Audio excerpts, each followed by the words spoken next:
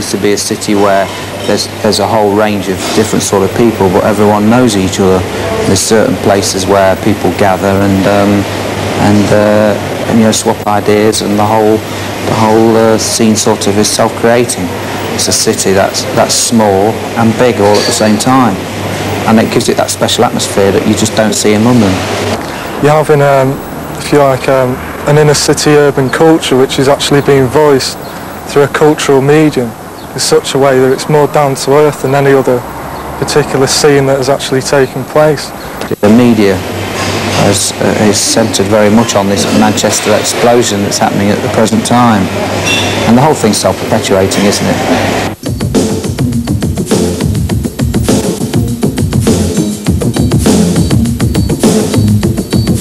It's been very exciting. I mean, I'd like to think that the Hacienda is certainly one catalyst of what's been happening.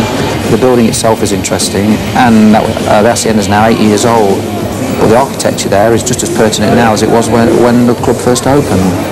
We're very keen to open a second Hacienda in New York, and in fact this summer we're going to do a whole series of events, concerts and club nights in New York to set the tone and opening a club there. I mean, everyone goes on about Manchester, hooded tops and spiral carpets, Happy Mondays and things. No one's heard of anything else apart from those.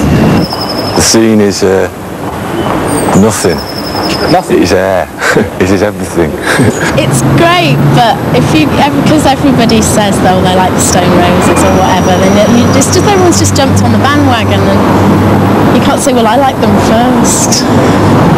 It's good for everything. It's good for music. The Manchester music scene, very alternative, very trendy. Stone Roses are quite good. Manchester's always been a good place, you know, for music and for things going on, because it's been such a sort of diversified city in terms of its culture. Happy Mondays are brilliant. Happy Mondays are very good. Stone Roses. Stone Roses, yep. Be there, be square. No, it's all drugs, really, and it's all just drugs. What about Yell? Turned up with 3 people to the concert. We lost $7 grand the first time ever. Suburban subordination is actually seeping through in a sort of manner which actually proves contrary to the heightened commerciality of the scene that you've got nowadays through chart music, for example. Happy Mondays are quite good. Not live, the records are all good, but the mixing's good, all the acid stuff's good, the radio's good.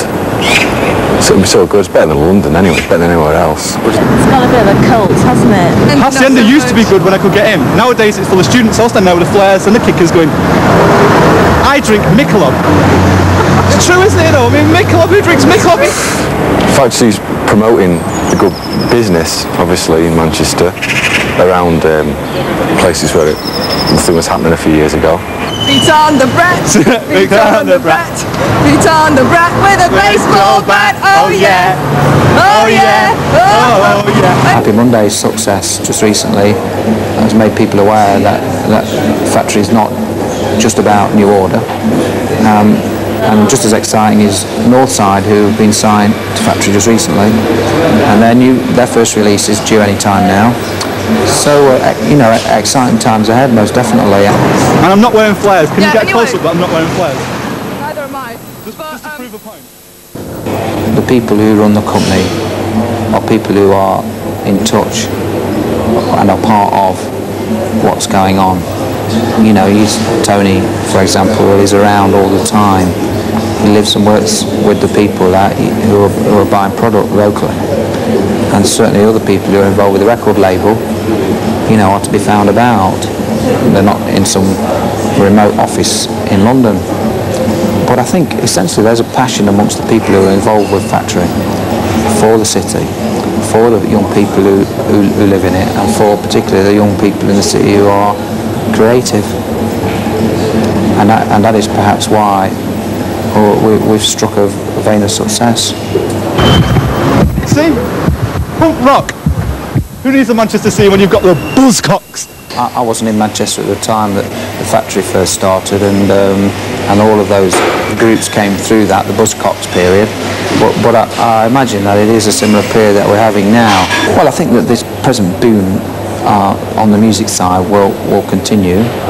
I hope it will continue with a little less press attention, because there's always this feeling there's going to be a sort of a backlash. But I see no shortage of creativity coming through. But perhaps that will be done less in the spotlight. I'm very confident about the future. I mean, for the city too, there's things like the Olympics on the horizon, and what an amazing influence that would have on the city. I think there's a very bright future.